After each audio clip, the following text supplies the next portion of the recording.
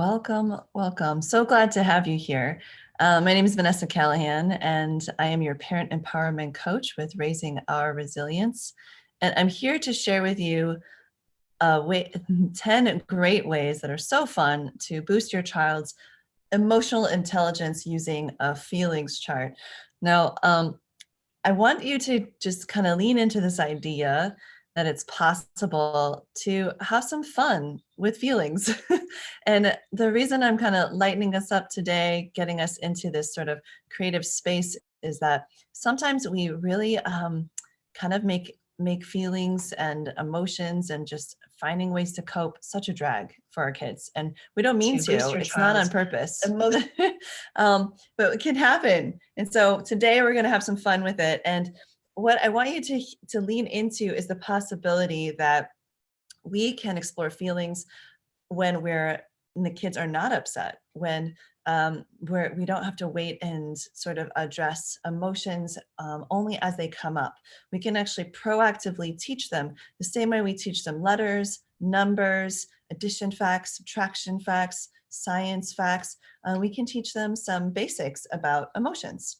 And so I'm going to be talking about a feeling chart. I'm going to show you one example. There are a ton out there. So no matter which one you pick, as long as you feel like the kids can see the faces and sort of see themselves represented there, you're in good shape. So let's get started.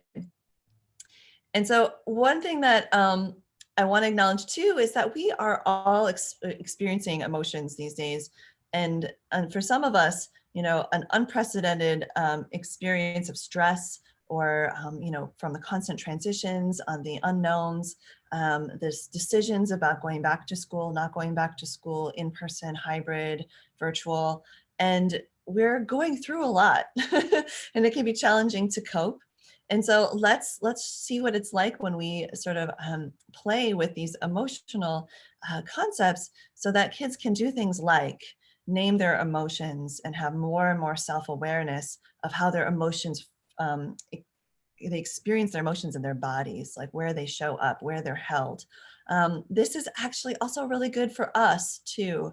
Turns out that folks who have a pretty good level of emotional intelligence in terms of their literacy, their fluency, their awareness, cope better under stressful circumstances. So we can do things like recover from a really hard day, wake up refreshed, because throughout the day, we've done things like tuned in, named our emotions, and picked coping strategies and self-care strategies along the way.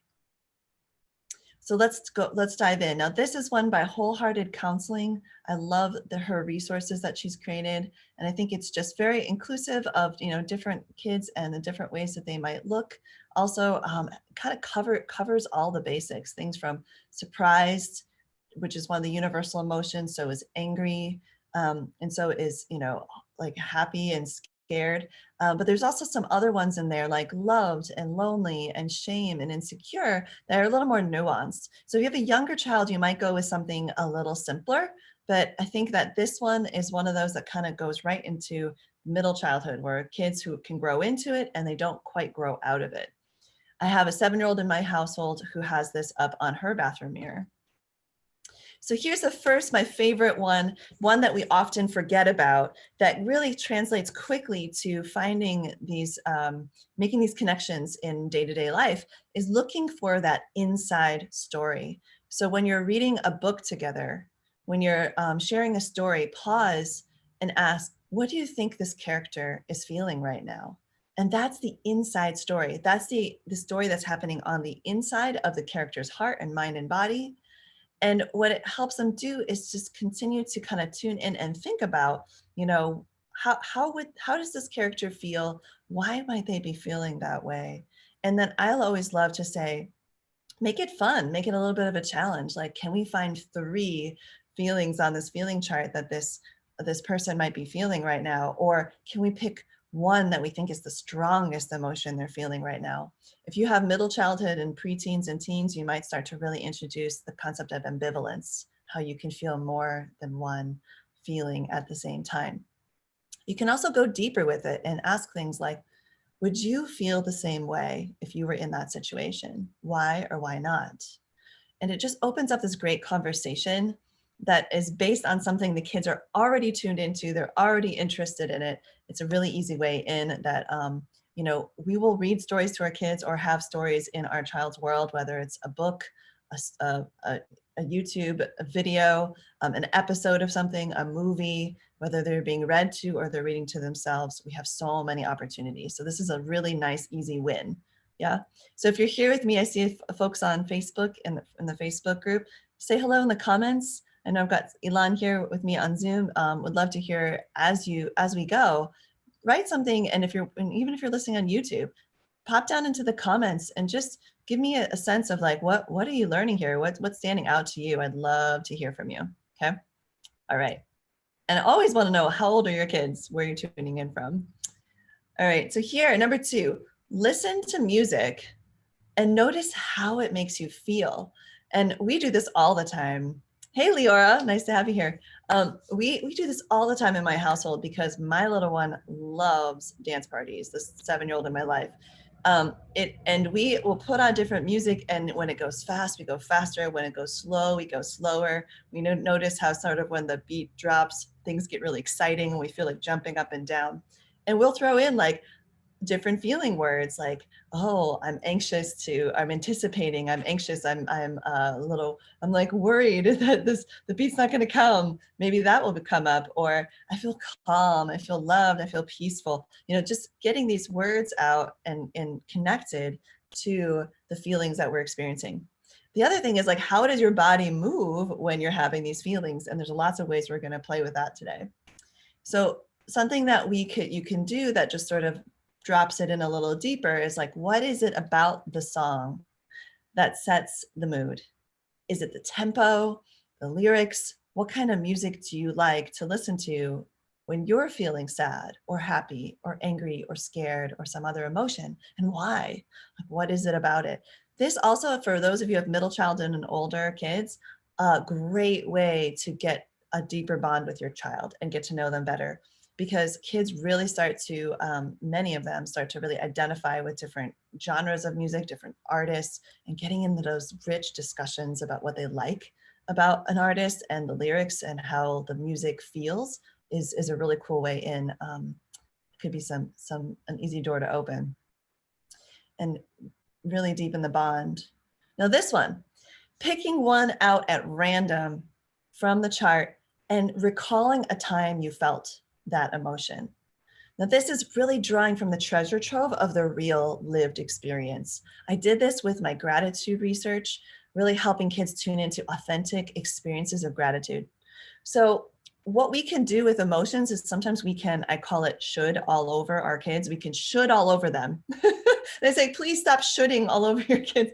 And what I mean by that, just as a fun way to remember, like, when we tell our kids they should feel a certain way, they should feel grateful, they should feel, you know, sad, they should feel remorseful, they should feel guilty, they should feel something, scared. Oftentimes we can't really like convince them intellectually with an obligation or a should, right? And so instead, help them find an authentic moment where they really did feel that emotion. And then they can start to connect the dots like, oh, of course I felt sad when I heard about my neighbor's cat was lost. That cat was so cute and so friendly, and I got to pet it. Its name is Tabitha, and we called it Tabby. I really like that cat. And I'm a little scared too, because I'm worried because I wonder what happened to the cat, if the kitty cat's okay. All of a sudden you're in like I said, an authentic emotion, and you get to put words to it. You get to find nuances like that ambivalence, that mixed emotions. Maybe even through the story, their emotions shift and they can notice what is it that shifts their emotion. And that's how you can go a bit deeper, right? How did your behavior change, or how did you communicate with others when you had the emotions, and what shifted them through your experience? Really powerful way to get right in there. And it can be fun because it's a real story. They can illustrate it and make it beautiful. Now this next one, is someone that's kind of obvious because often the feeling charts are in a grid, but we often won't take the leap of actually executing it. How many of you have done that? You're like, oh, I have this great idea. I saw it on Pinterest, or I saw it on Etsy. I saw it on Facebook. I saw it on Instagram or something, but actually executing it is like, oh, it feels like such a chore. Well, this one's really easy. You just make a bunch of copies of the chart, and you turn it into like an art project where you have a family, activity to do together, where each of you cuts up your chart and then glues it back together on a new piece of paper. You can even add that free space as like in your classic bingo sense, and then save 2 copies. One will be the chart where when you call one of the feelings, you'll mark it there. And then another you'll cut into pieces and pull out of a grab bag. And as you pull out of that grab bag or a hat or, some kind of box, though, that's how you'll call your bingo numbers. But they're not bingo numbers, they're bingo feelings. If you want to make it really simple for little kids, do less, right? So only have it maybe 4 across and 4 up and down. Make it really simple. So that's a really fun way to do it. And actually, I would do 5 because an odd number works better, or maybe 3. Okay, so you can have that cross diagonal shape. Really simple, really fun. You can imagine kids of all ages getting into this. If you want to make it more interesting for the older kids, you can even, like you do with card games, you might put wagers on it or have a prize where that person gets out of their chores for the day or the week, or best out of 3 is sometimes more fun for kids. There's lots of ways to kind of amp it up so it's more fun for even the older kids. Another thing you can do, and I have a client who's done this, and it really, really, saw a difference in how their kids were sort of managing their emotions, is you can put it up just on your fridge with some colorful magnets, and those magnets can be moved around to kind of just check in for the day. And what my client was noticing with his 8 and 10-year-old was that it was a way that they didn't like have to get pushed into a conversation about it necessarily, because a lot of times kids are like kind of slow to warm, to open up and share their feelings. But it was a way for them to kind of walk over and process what their upset was really about. And so, for example, one time his daughter, who can get really upset at his son, right, her brother, was getting upset, and instead of what she would usually do, which is yell at him and kind of smack him, she got up, walked over to the fridge, looked at it, and moved the magnets, and came back and said, I think it was disappointed, frustrated, and stressed out that you didn't listen to me the first time I asked you to, share. And it was like, whoa, what a difference, right? She's starting to shift into expressing her feelings and also getting more specific about what it is that was impacting her. Really helpful tool. And so if you do want to go deeper, you'll do what a lot of my clients are doing. They're really working on this in our year-long program. We just practiced this last month in April, is using I statements. And when you present an I statement, how powerful it is over time when they build this vocabulary around, I feel discouraged and upset, or discouraged and frustrated. When you don't share with me because you agreed to do this, and now I don't even know if I can trust when you say you will. And that's opening a whole conversation. It's empowering the person speaking to share the impact that another or a situation has had on them. And it points towards solutions because now we have a better idea of what's going on. And so when we point towards solutions, we can get more constructive with our follow-up of how we're going to move through and address this emotion. Really powerful stuff. Okay. Next thing you can do is play charades. Now, we all know, like bingo, it's a classic game. It's a charades where you act something out, and other people guess. And if that's all you take away from this, great, no problem. If you want to take it a little bit deeper or make it more interesting and challenging, you can play around with it a bit more. For example, you could have each team, like you could play a game round where each team has a row, and the members of the team are trying to act out as many of the emotions from that row as they can in like 45 seconds. And then any that they don't get to, the second team gets to grab those points. So you can turn it into a more challenging game. This might remind you of some of those other games like gestures and some other charades-based games. The other thing you can do is you can actually role play more realistic scenarios where there are like two people and you try to combine the emotions. So each of them are trying to get through the emotions in the row together. And if you make it more realistic, then it starts to connect the dots for the kids, right? And this is more for middle childhood and teens. But, actually two adults could act it out in front of a younger child and they can say, mommy's sad and dad's frustrated or something, or, mama X is, angry and mama R is sad, so they can figure it out just by watching the scenario play out. Because sometimes with charades, it's like, what are you doing up there? But if you make it into a real scenario, you can even use words. And have them guess what the emotions are. That can be a really fun way to play with it. And what I love to tune in here, because it's so embodied, is like, what clues does our body give to us about how we're feeling, right? Like what signs and signals is your body's intelligence sharing with your brain, your thinking brain, to let you know how you're doing. And then if you tune into that, what do you need, right? What you need, might you need to take a break, take a breath, maybe get a glass of water, maybe share your true feelings. There's a lot of different things you can do once you've tuned in. Hi, Suniva, good to have you here on Zoom. Hello, hello. We've got Elon here with us, and then I know we've had Sherry drop in and Leora on Facebook, so good to have you all. Again, if you're here, let me know where you're tuning in from, the ages of your kids, and I'd love to, continue rolling with you, knowing what you're up against at home, where you're tuning in from. So number 7, take a snapshot of the feelings chart and save it so you can refer to it on the fly. And this isn't just for you, this is for your kids too. So sometimes you'll be at the park and they're having a meltdown and you've helped them calm down to the place where maybe now you can start helping name them their emotions, and maybe they can come up with an I statement to go back to the other kid with, or let you know what they need, right? And perhaps if you had it as your phone screensaver, then it's something that your kids will see all the time when they ask for you to play with your phone, which happens, as we both know, we all know. Or you can have it saved in an album that you share with another caregiver called parenting. So you're all both kind of playing with the same tool.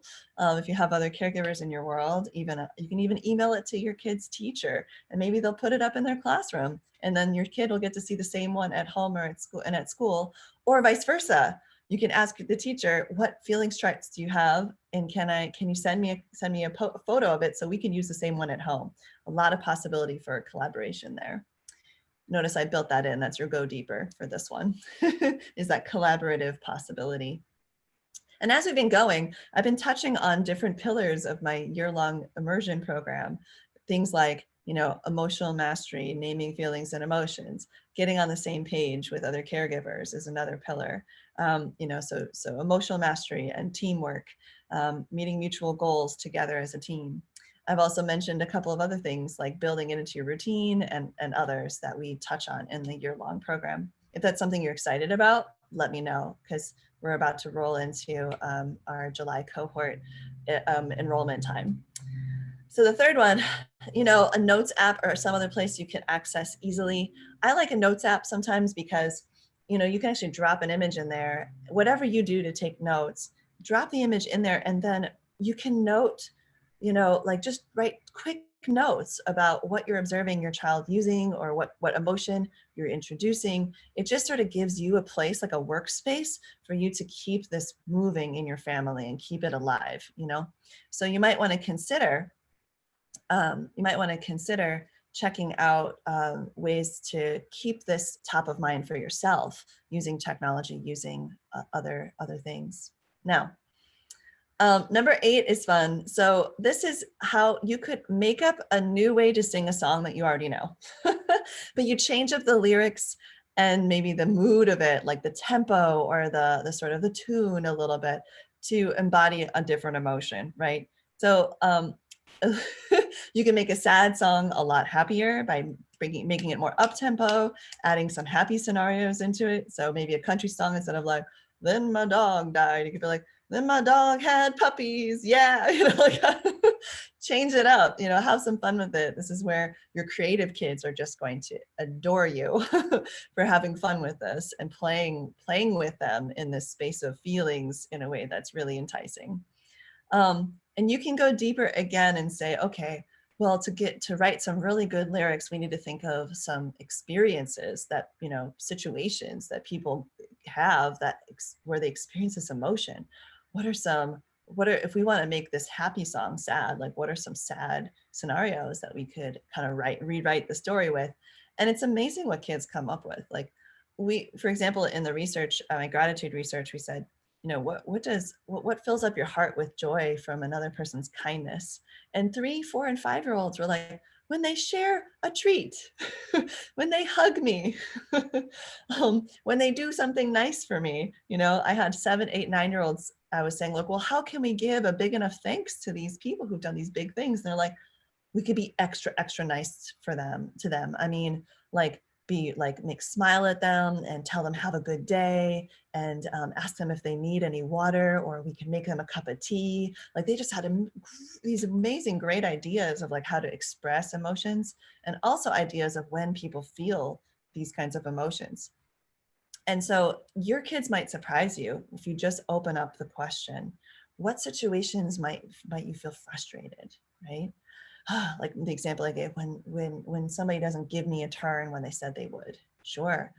When I don't understand something my teacher's trying to explain to me, and I can't do my math problem the first time I try. Yeah, right. And then you could play with that in the song, right? You could say like, this math is the hardest math in the world. Like you can just play with it.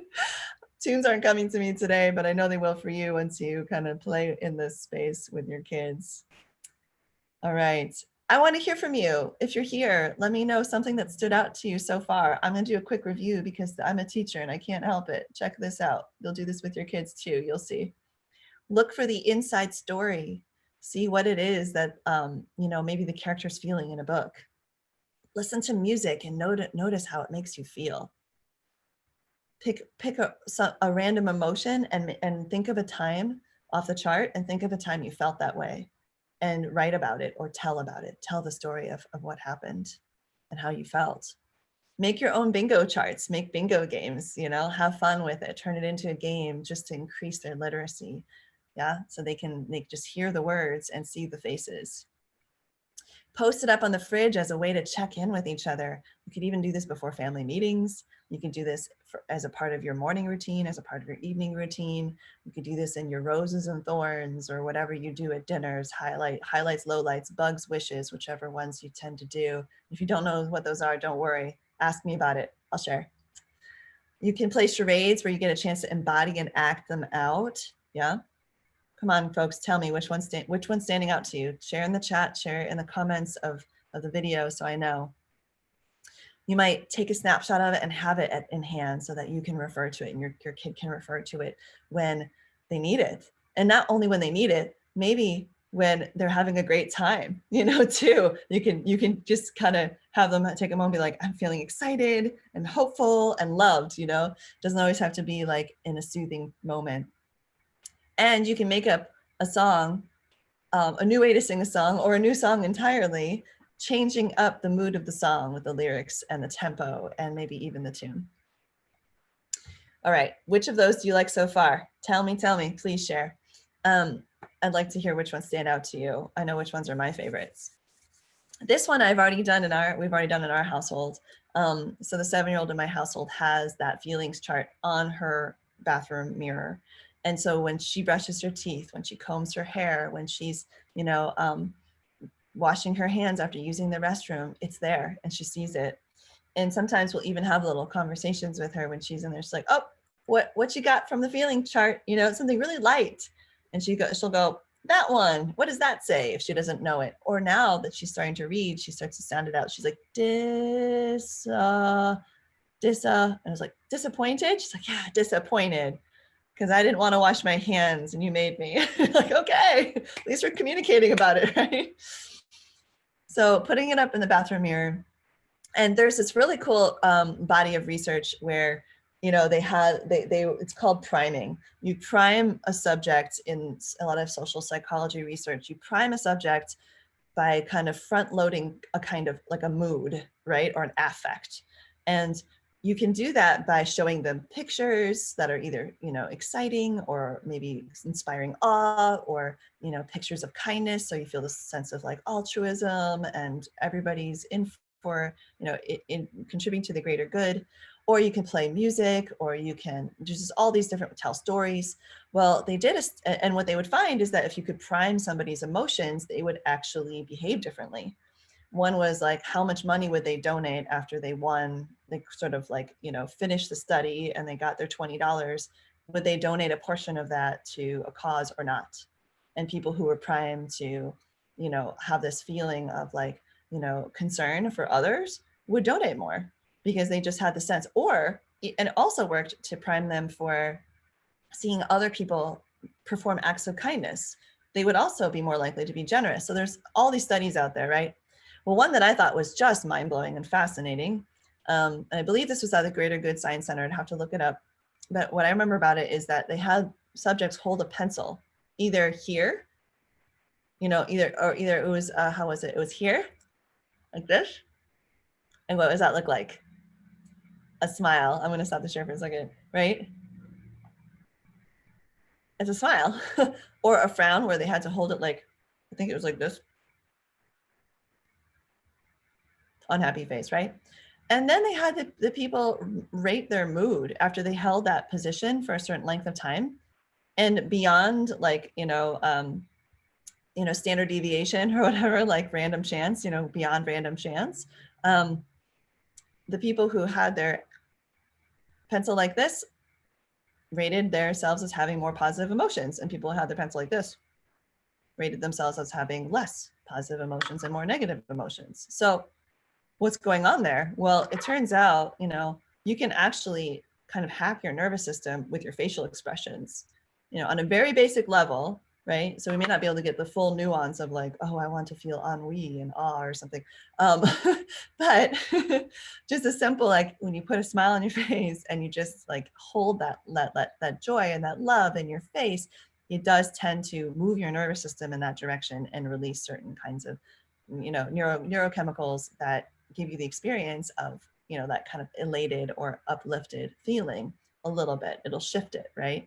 And the opposite is true. So this, face, it can actually bring you down into a more, sort of, I wouldn't say aggressive state, but kind of aggravated state where you're feeling less resilient and more likely to be reactive, etc.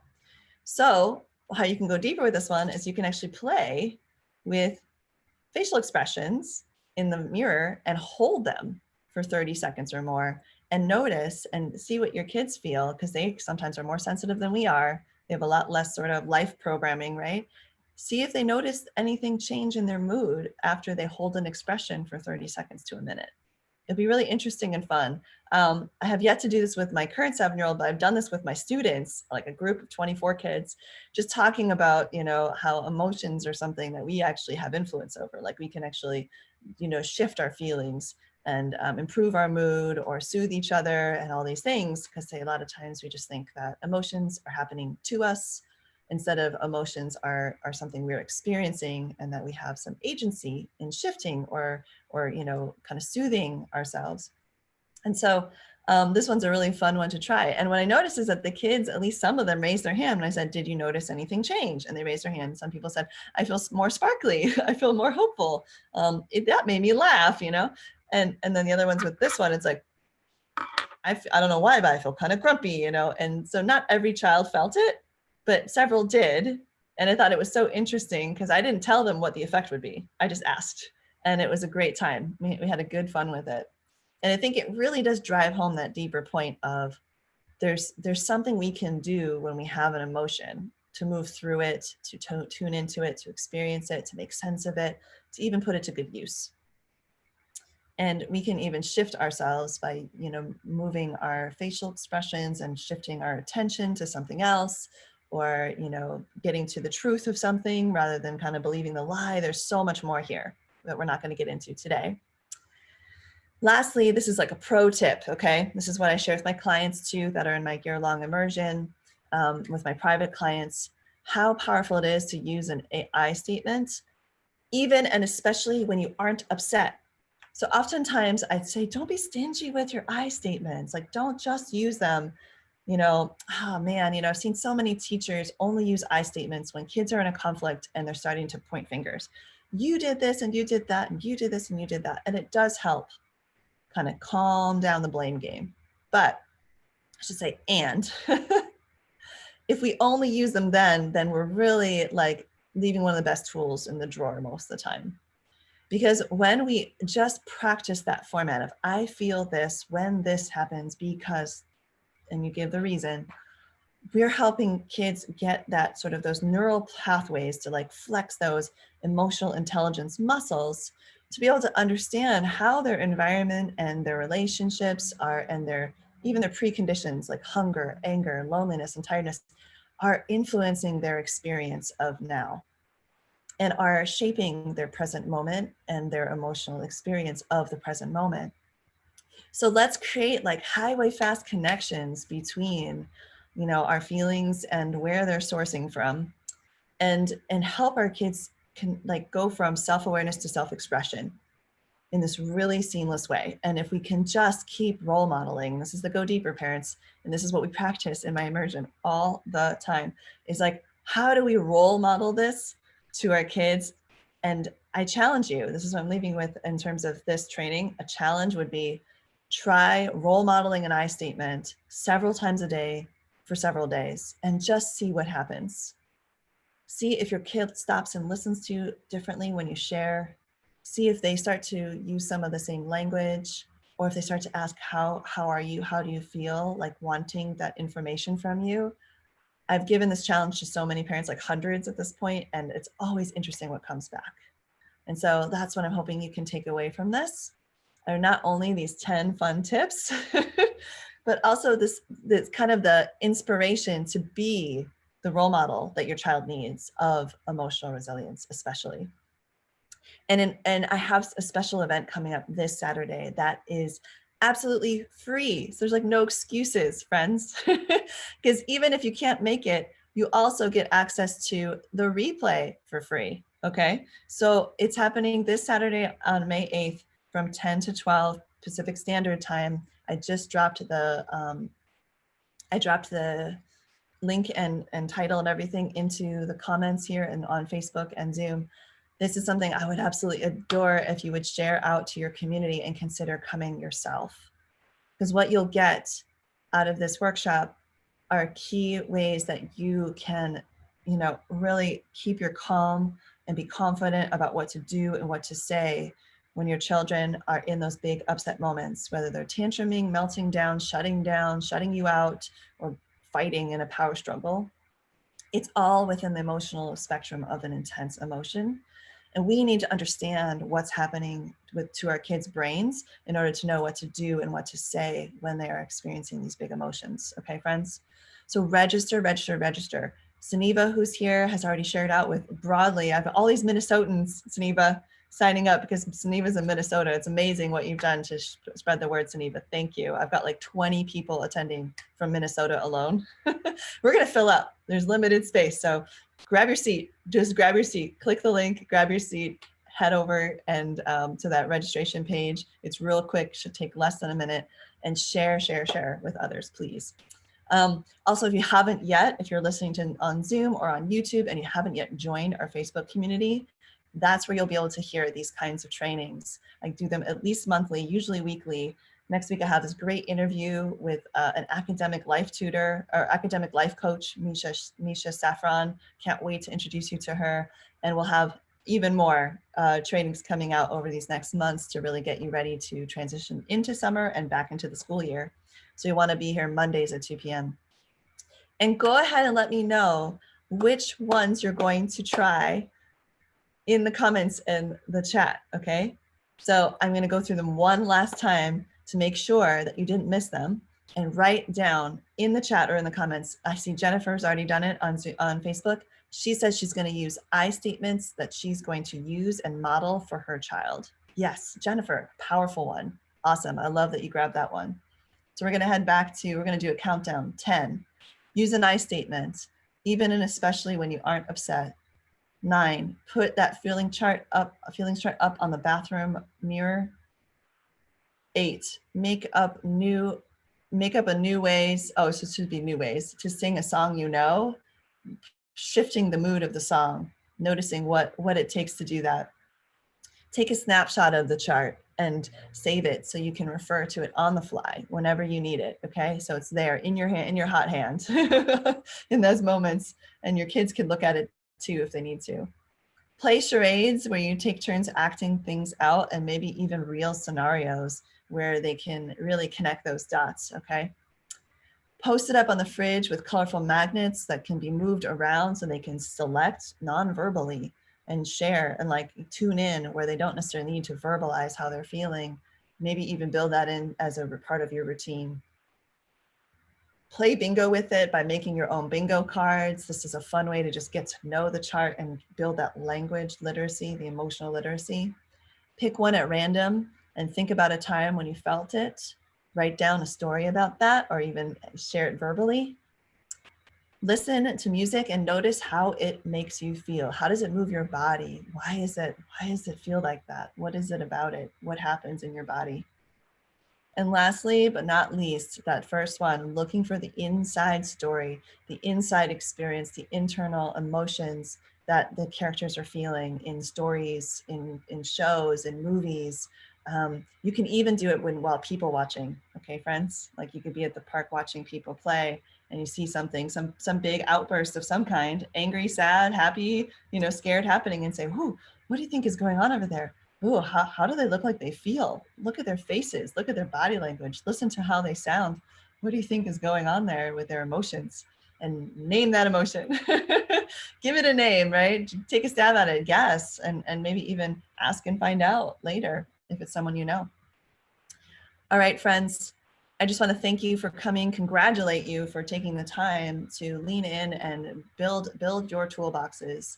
This is really important stuff for not just our kids, but for ourselves.